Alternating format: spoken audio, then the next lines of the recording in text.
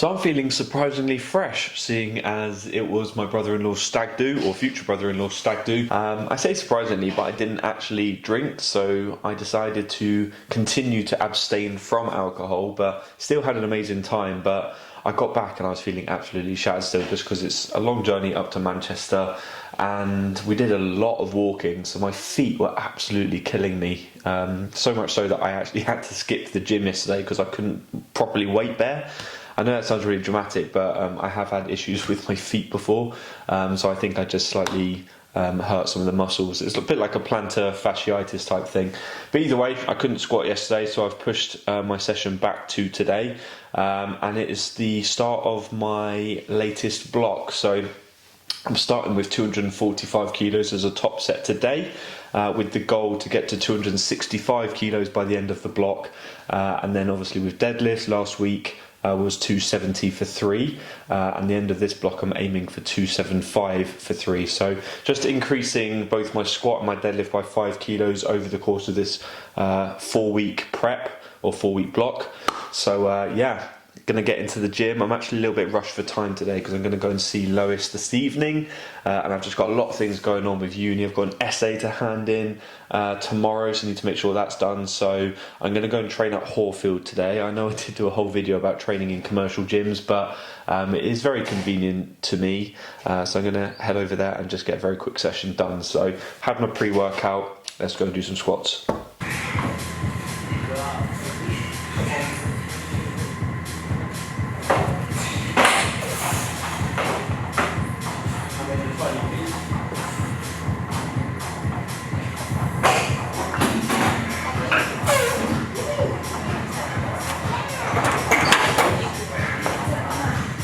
Yeah.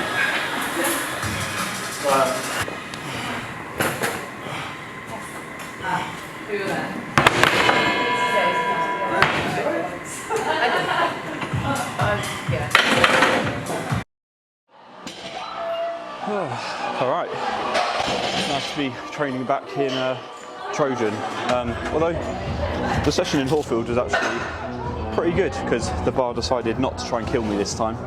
But I realised it's a little bit hypocritical because I did make a video about how you should always try and train at independent gyms, but I was on a little bit of a time crunch, so it was good just to get in there and just get it done. And to be honest with you, it is nice going in there and catching up with people that I used to sort of train with, or personal trainers that are there.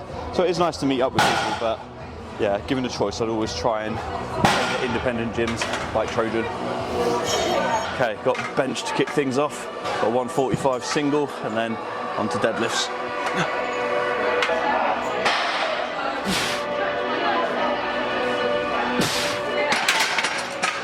Nice. Right, 122.5. Oh, so hard to unrack.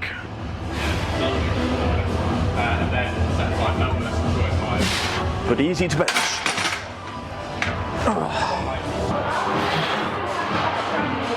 Okay, 3, 2, 1. Like that.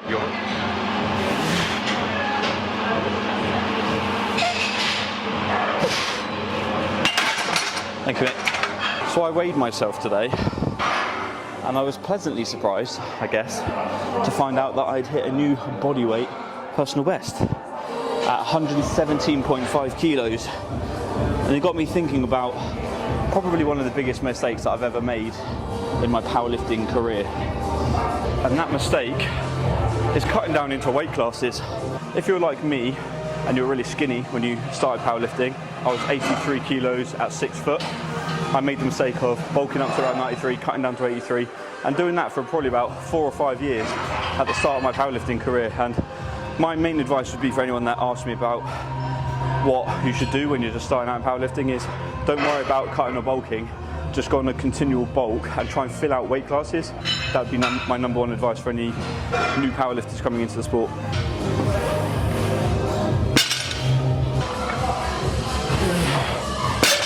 So I think a lot of people that are new to powerlifting are guilty of this. I definitely was. And that is just fluctuating between the weight classes when you should really just be concentrating on building as much muscle as possible, because a lot of weight class is actually height classes in disguise. And if you're around like me and you're 6 foot odd, you really should be concentrating on filling that out. Unless of course you are already weighing like 120 kilo plus and you're starting powerlifting at that size, then obviously maybe it doesn't apply to you. But if you're like me and you are really skinny getting into powerlifting in the gym, really just concentrate on building that instead of trying to stay in a lower weight category just because you think you're going to be more competitive. Because trust me, in the long haul you're going to be more competitive if you try and put on size, build some muscle and build strength that way. So my current strength levels are a prime example of that. So I'm now the heaviest I've ever been at 117 kilos, but I'm the strongest I've ever been. And I don't just mean overall strength, I mean relative strength. I feel like I'm more competitive now that I'm bigger with bigger guys than I would have been if I was lighter with the lighter guys. So obviously this doesn't apply to everybody. Some guys when they get into powerlifting are already massive and jacked, so you guys are just genetic freaks.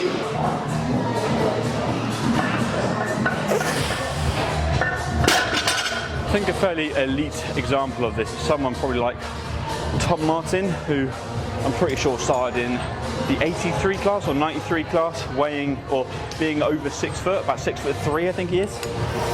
And he, as far as I'm aware, has just continued to bulk and obviously broken lots of records, world records, European records.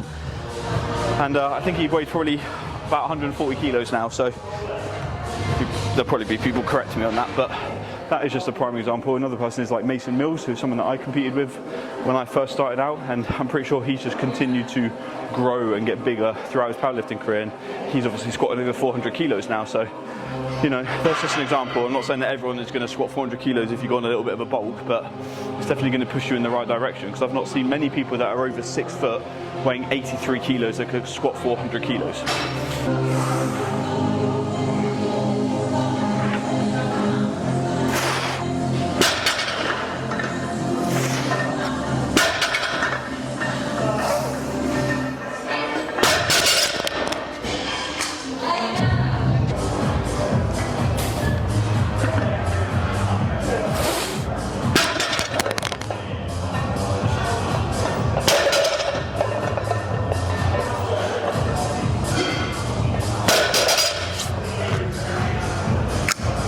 Also, I realised that Tom Martin is enhanced, which probably helps.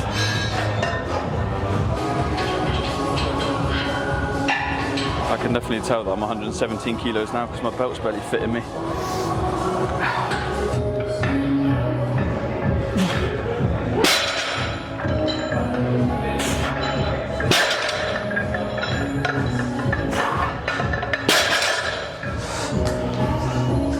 So that's another thing to remember really. Powerlifting isn't bodybuilding. It's not about aesthetics, it's about how strong you are. So what you look like is kind of irrelevant, and if you're able to kind of get over that mindset of wanting to just have six-pack abs and look shredded, then I think you'll start to thrive and not worry about what you look like and just worry more about how strong you are, because ultimately that's what powerlifting is all about. Hashtag thick boys. And the obvious caveat of just putting on lots of weight to get strong is it does potentially affect things like health. And it's the same with anything. If you want to be elite at anything and the best at anything, there is always a trade-off with it. And health can potentially be a trade-off. And that's not to say you can't be big and healthy, but it's definitely something to keep in the back of your mind if you are wanting to get bigger for powerlifting. So anyway, thank you for listening to my TED Talk on why it's important to get fat as a powerlifter. Obviously, like I said, there's always going to be different caveats and nuances to that, and it's not going to be the same for everybody, but that's just my experience, and it's what I'd recommend to anyone that's a little bit smaller, just starting out powerlifting and wants to get strong. Bearing in mind that I'm in no way elite at powerlifting, but I've definitely got stronger since I started it, and that's what's important.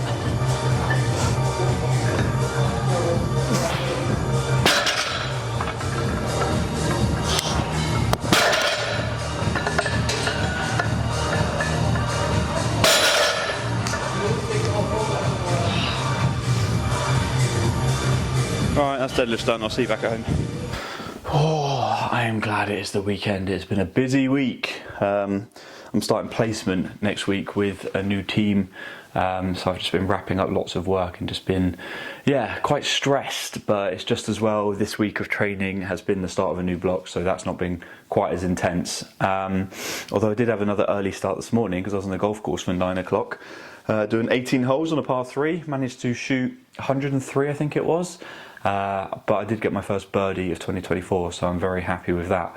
But I thought I'd quickly finish off this video just by kind of wrapping up what I was talking about yesterday with my number one sort of tip for new powerlifters and my biggest mistake that I feel I made when I was starting out in powerlifting, and that was obviously fluctuating between weight classes and worrying too much about trying to be competitive when really just you need to bulk, you just need to max out that potential. And I just wanted to say that doesn't mean that you have to do that in the period of like 1 or 2 years. I'm talking about over the lifespan of your powerlifting career.